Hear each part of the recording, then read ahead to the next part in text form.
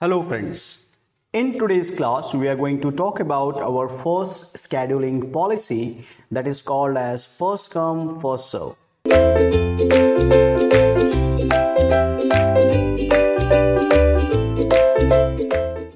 So welcome here and we are talking about the first scheduling policy that is first come and first serve, and that is FCFS.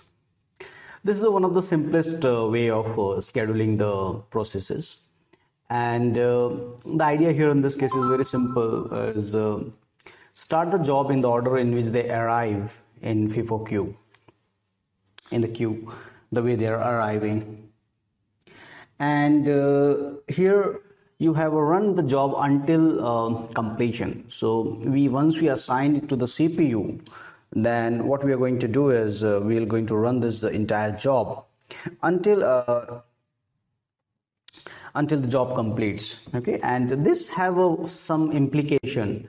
There is some effect because of this, and I'm introducing the term that is called as convoy effect. Okay, so that I will discuss later, but this is having some its own implication.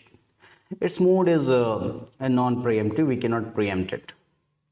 So suppose this is the process 1, 2, 3, 4, 5, and its arrival time 0, 2, 4, 6 and 8, and processing time, or sometime called as a burst time, is given as 3, 6, 4, 5, 2. Okay. What we need to do for this, we have to prepare the Gantt chart. Okay. We'll draw the Gantt chart for this processes.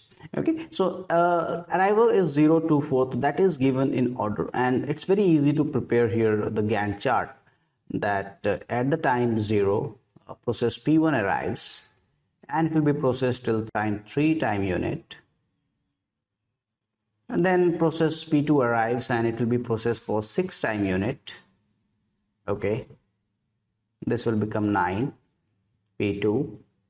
Then process P3 arrives at 4, and at 9 we can see that it has already been arrived, and otherwise we need to wait. CPU will remain idle, and P3 requires 4 time unit, that will make it 13. Then at 6 P4 arrives and required 5 time unit, and that will make it 18, and that is your P4. Finally, at 8 P5 arrives, which require 2 time unit, and that will make it 20. Okay, and that is P5. And this chart we'll call it as a Gantt chart. Okay, this order somehow it is showing here. One thing you observe that here, suppose my first process is arriving rather than 0 at 1 time. In that case, the time allocation from 0 to 1 will remain idle. We will not do anything in this part. Since we don't have any process to start the job or start the scheduling or start the giving it to the CPU, we have to wait till 1.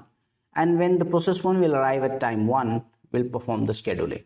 So this is my example number 1. Already I explained you, and this is another example. This is, I can say, a complete example where we need to do few calculation like completion time, turnaround time, and the waiting time. So here we'll first prepare this Gantt chart, and this Gantt chart is one of the basic, you can say, for any scheduling algorithm. Here the arrival is 0, and at arrival is 0, and I'll just schedule the first part 0, and it is P1, and it will be completed by 4. At 1, the job 2 will arrive at 1, P2 will arrive at 1, so that is fine. I have a job to schedule, and this is burst time is 5. That will make it total count to 9, and this is your P2. Don't see the in terms of length here. I may not be writing or drawing the diagram very accurately.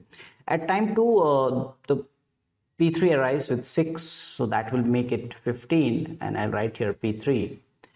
At the 3 time, P4 arrives with the burst time 3, and that will make it 18, and that is P4. At 4, P5 arrives with burst time 2, and that will make it 20, that is P5. At 5, P6 arrives with the burst time 4, and that will make it 24. Okay, so that is P6 and that will make it 24. Now these are the completion time. Whatever I have written over here is the completion time, right? Here this 4 is the completion time, 9 is the completion time, 15 is the completion time, 18 is the completion time, 20 and 24 is the completion time. Now turnaround time, right? So now actually these are the completion time, but they are not submitted exactly at 0. So you cannot say that it took 4 time unit to complete the process. The submission when they arrive, so for the process P1 arrive at 4 and arrive at 0 and completed at 4, that means turnaround time will be completion time minus arrival time, and that will become 4 minus 0. This will become completed at 9, arrived at 1, so this will become 9 minus 1, which is equal to 8. 15 it completed, P2 it arrived, so 15 minus 2 it 13. 18 it's completed, 3 it arrives and it will become 15. 20 it's completed and 4 it's arrived, so that will make it 16. 24 it's completed and 5 it's arrived, that will make it 24 minus 5, that is equal to 19. Now so these are the time for turnaround time, and among this time, burst time is what? Of this 4 time or of this 8 time, so this is the exact time it was there in the CPU, turnaround time. Okay, it has been in the CPU or it will be in the ready queue. Okay, CPU is a bigger term, so it was in the ready queue. But of this 4, all the 4 has been allotted for a burst, and that means it has 0 waiting time. Right? This waiting time is a completion time minus arrival time minus burst time. Here of this 8, burst time is only 5. That means 8 minus 5, 3 is the waiting time. Of this 13, 6 is the burst time, so 13 minus 6 is equal to 7. Of this 15, burst time is only 3, and that make it 15 minus 3, that is 12. Of this 16, burst time is only 2, so 16 minus 2 is equal to 14. Of this 19, burst time is only 4, so 19 minus 4 is equal to 15. Right? So 0, 3, 7, 12, 16 and 15 is the waiting time.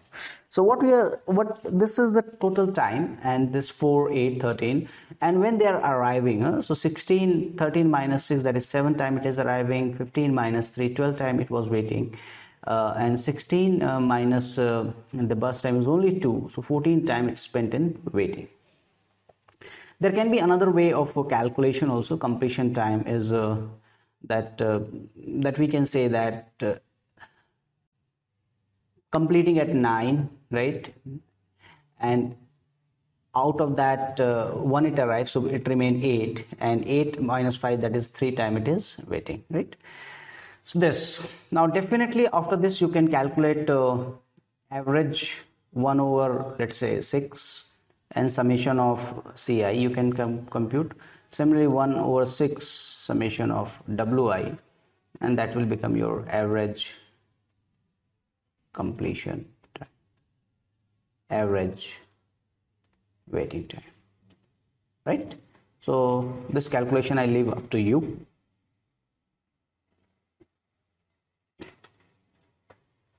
This is my homework problem to you. Okay, just complete this problem.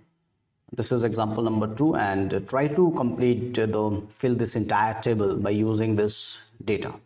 So that's all for this discussion. Okay, I hope you agree or you understand this simple process of scheduling. So thank you.